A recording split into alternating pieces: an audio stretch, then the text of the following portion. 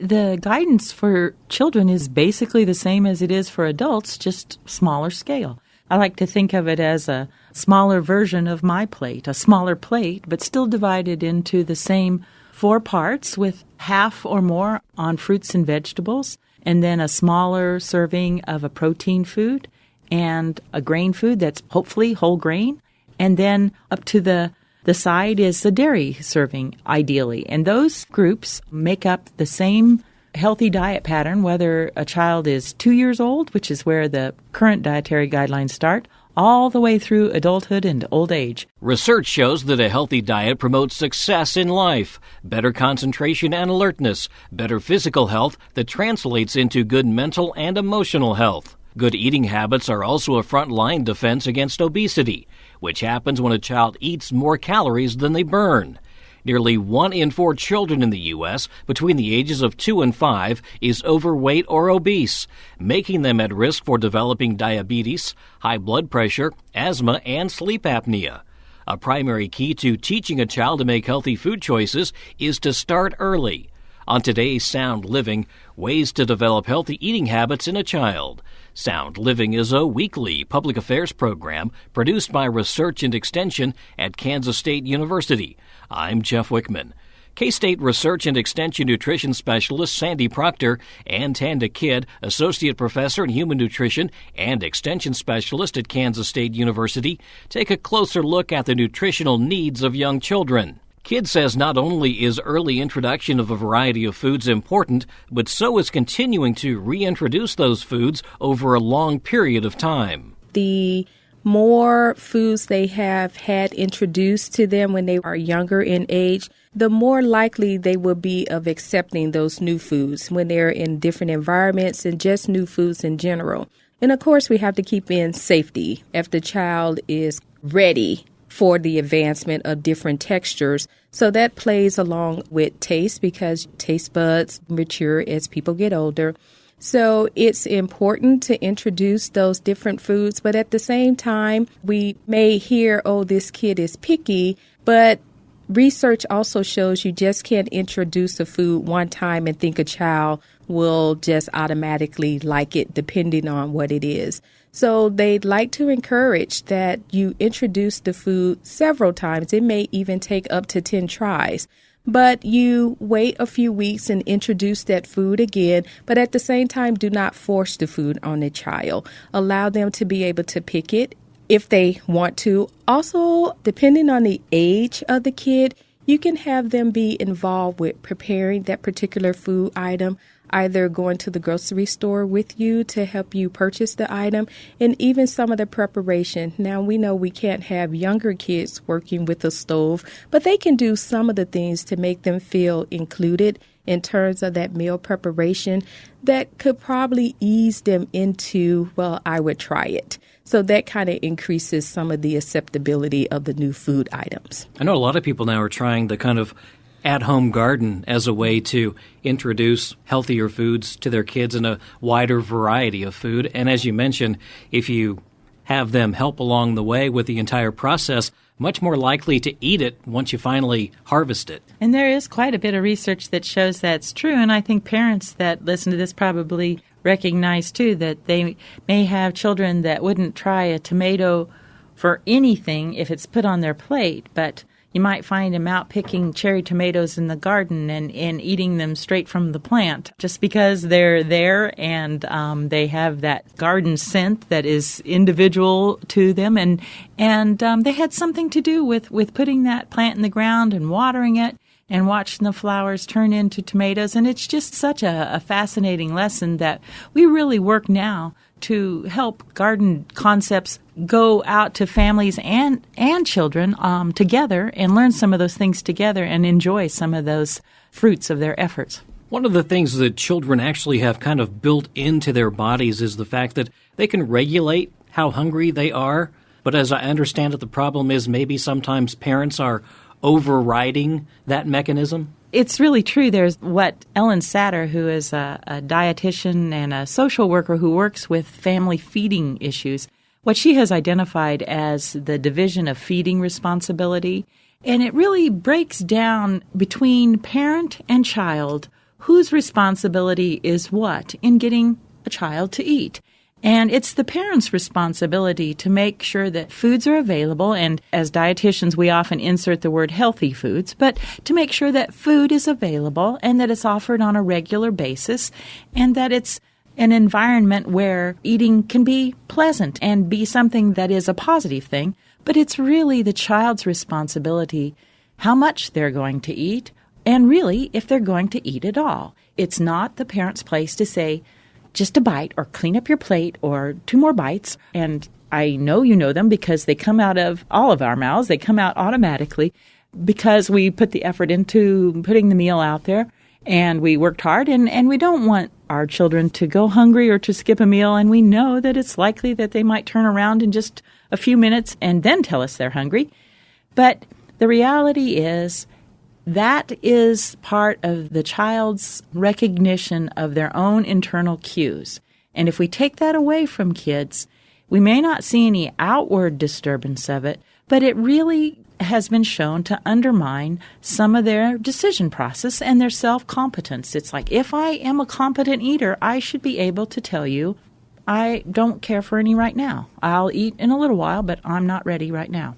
Tanda, what are maybe some problems that older children, teenagers in particular, face when it comes to a healthier diet because they are starting to make more and more of their own decisions? Many youth today, they are faced with disordered eating, if you want to give it a title. And that is simply maybe somewhere in the past, the child may have been told, you can't have your dessert unless you clean your plate.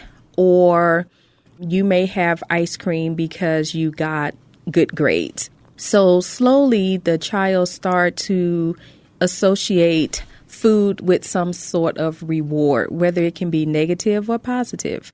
So when the kid gets older, sometimes you can abuse food in that sense, where if you're doing something really good, you use food as a celebratory event, and there's nothing wrong with that. But sometimes people can go overboard. But on the other side of that, sometimes food has been used as punishment. Because you did not eat your broccoli, you cannot go outside, something like that. So now we're starting to have these negative associations with food. And that is very bad, too, because kids can grow up. And as Sandy just pointed out, the child has this ability to say whether I'm hungry or not, what I would like to eat or not.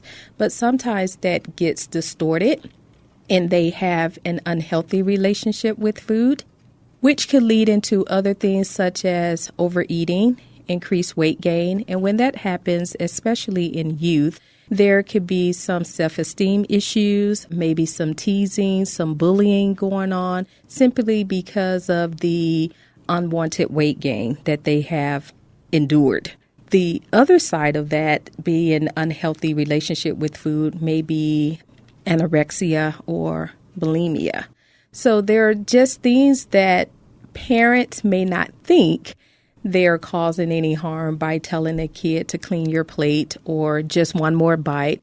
But in reality, depending on how that child is processing that information later on in life, it really could impact the kid. And it can impact them even academically as well. When we talk about a balanced diet, what are we talking about? What should children be eating? Where should they be concentrating those calories that are so important to really maintain a healthy weight?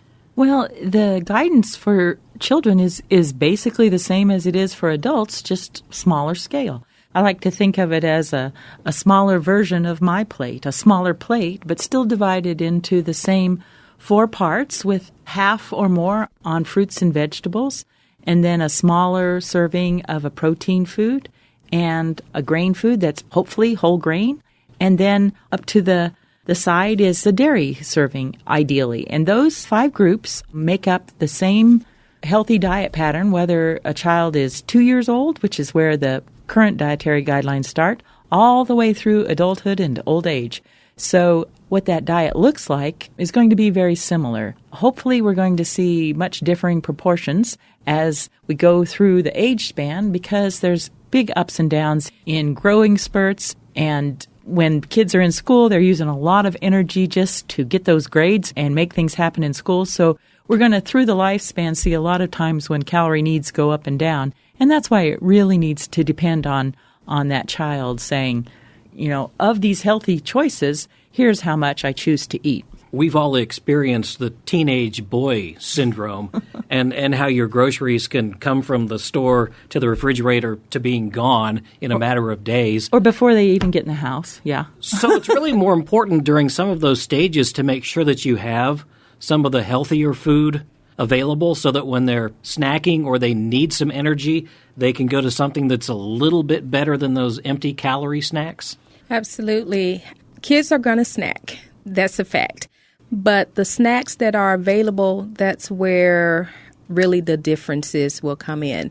If you have snacks lying around, preferably dietitians, we like to say the healthier snacks. So we're talking about fruits, vegetables, whole grain products, if you can have them available. Things that are not high in fat, high in sugar. A go-to snack, many people may think of chips, cookies, donuts, things like that. But it would be nice if you had more healthier snacks available in the home versus some of the less healthier snacks, the empty calorie snacks, as we call them. And that is simply because we are looking at the amount of nutrients per calorie. So when we think in terms of healthier snacks, those are the snacks that are providing you more than just calories. They're providing you some vitamins, some minerals, some phytochemicals versus just sugar, fat, a little sodium, things like that. And we're still recommending if parents can take the time to organize a shelf or have some things in the refrigerator just ready to go so they can get off the bus, run inside and grab it and head to the bedroom or outdoors to play? Absolutely. And in the case of teenagers, that may mean a couple extra gallons of low-fat milk a week or some low-fat yogurts or cheeses that are available and cubed up and ready to go, because another nutrient that is short in almost every young child through teenager is calcium, and most of that comes from dairy foods if a child is able to eat those. And so having those kinds of things available for a snack and just as part of what's there to choose from, offered at meals from the very beginning. Some of those habits are going to be hard to change if you try to introduce that at some of the times where habits are already formed. So to start off early, make those foods available and help your child know that anything that's on this shelf is available, or in this part of the refrigerator is available for a snack, and to help yourself and to cut off snacking at this point so that everybody's appetite is ready for dinner, or however it works in your house. But do know, like Tonda said, it's really important to know that snacks need to happen. They need to have those extra calories, and they're not empty calories. It's like fuel for a car. It really needs to be high quality. They got a lot of thinking and activities to do, and we really need to set them up right. This really is a lifelong process. We're eating from day one till the end, and I guess how we approach that kind of determines maybe some of our health status? Well, I'm going to argue it's before day one, because a lot of the research in maternity magazines. You like to argue, I do. It's the debater part in me. But during pregnancy, we have found that having those foods available during pregnancy and the mother starting with an ideal weight, we even know now that if the father is of a healthy weight prior to conception, it affects the health of the unborn child. So my argument is, yes, eating is important from the day they're born, but it's for about 9 months, a year, 2 years before they're even a twinkle in their parents' eyes, because it really starts with both mother and father being in good health and nutritional status before pregnancy. That's K-State Research and Extension Nutrition Specialist Sandy Proctor. Tanda Kidd is an Associate Professor of Human Nutrition and Extension Specialist at Kansas State University. She conducts research in the area of childhood obesity prevention. More information on healthy eating is available at county and district extension offices and on the extension website, www.ksre.ksu.edu. Sound Living is a weekly public affairs program produced by Research and Extension at Kansas State University. I'm Jeff Wickman, and this is the K-State Radio Network.